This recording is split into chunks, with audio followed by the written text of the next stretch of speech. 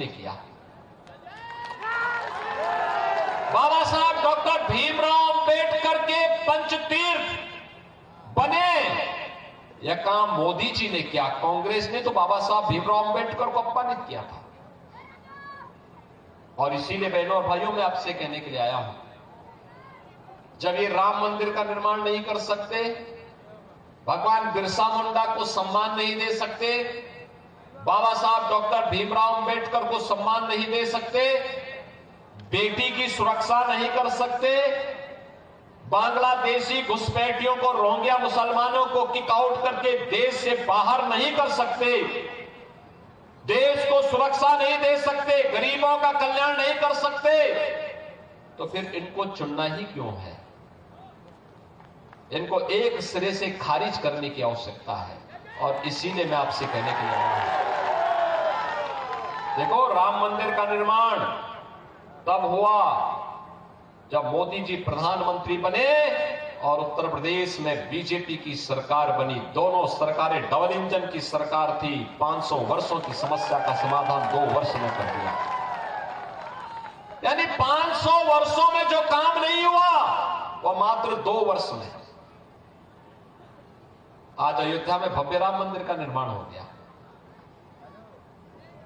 लोग कहते थे राम मंदिर का निर्माण होगा, खून बहेगा। अबे हमने कहा मच्छर भी नहीं मरेगा, चिंता क्यों करें?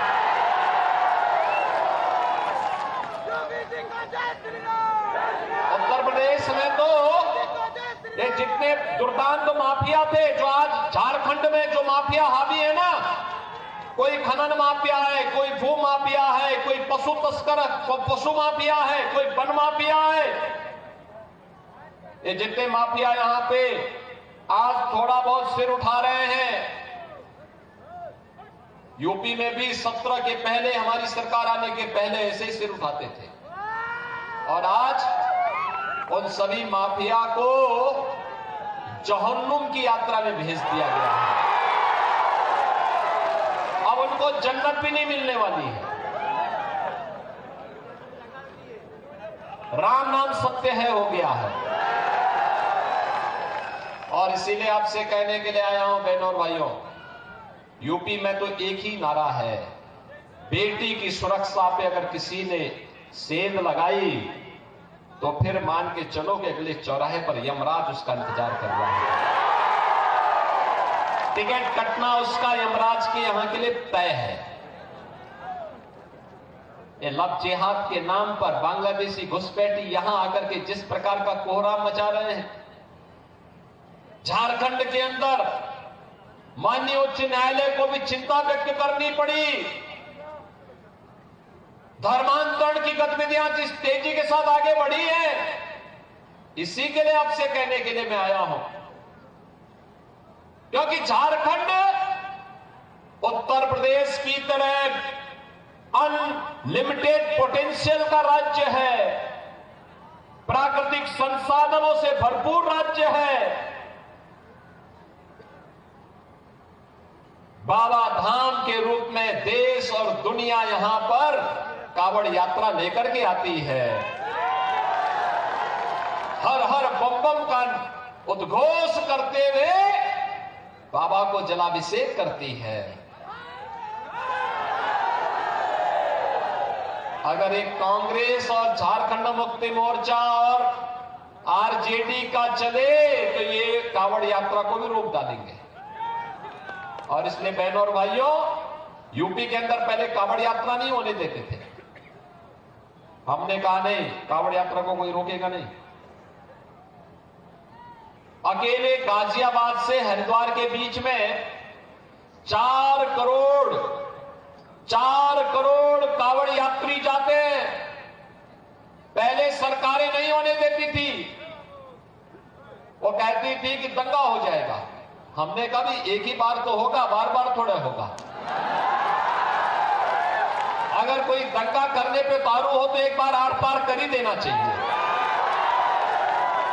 लेकिन कावड़ यात्रा नहीं रुकेगी।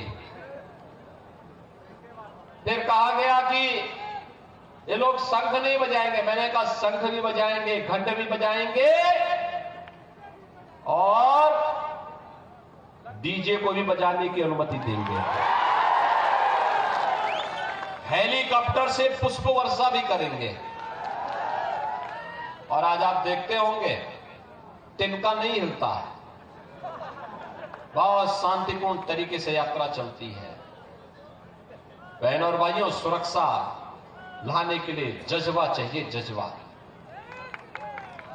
माफिया से निपटने के लिए ईमानदारी का जज्बा चाहिए। और वही कहने के लिए मैं आया हूं।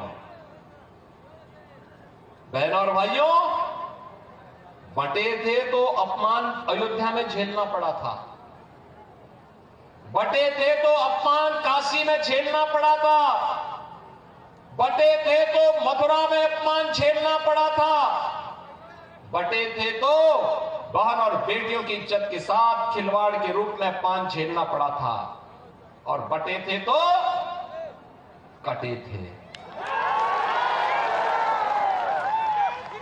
और इसीलिए मैं आपसे कहने के लिए आया हूं, एक रहेंगे सेफ रहेंगे, एक रहेंगे नेक रहेंगे। बटे थे तो कटे थे, अब एक रहेंगे तो सेफ रहेंगे। और सेफ रहने के लिए ही आपका आह्वान करने के लिए मैं आया हूं कि बहनों और भाइयों, समय आ गया है जब प्रधानमंत्री मोदी जी के विजन के अनुरूप भारत को दुनिया की सबसे बड़ी ताकत के रूप में स्थापित करना है। सबसे बड़ी ताकत के रूप में भारत को स्थापित करना है, लेकिन उसके लिए एक भारत चाहिए, एक भारत और श्रेष्ठ भारत। भारत श्रेष्ठ तब बनेगा जब एक रहेगा, भारत सुरक्षित तब बनेगा जब एक रहेगा, भारत विकसित भारत तब बनेगा जब एक रहेगा। ये जाति के नाम पर, मत और मजहब के नाम पर, क्षेत्र और भाषा के नाम पर बांटने वाले लोग ये देश के दुश्मन हैं। भारत के अस्मिता के साथ खिलवाड़ करने वाले लोग हैं। ये वही लोग हैं जो अंग्रेजों की चाकरी करके चाटुकारिता करते थे, जो भारत के अस्मिता और अस्तित्व के साथ खिलवाड़ करते थे। हमें बटना नहीं है, और बटेंगे नहीं तो किसी माई के लाल की हिम्मत नहीं कि काट सके। और इसलिए बहनों और भाइयों, आपसे मैं अपील करूंगा,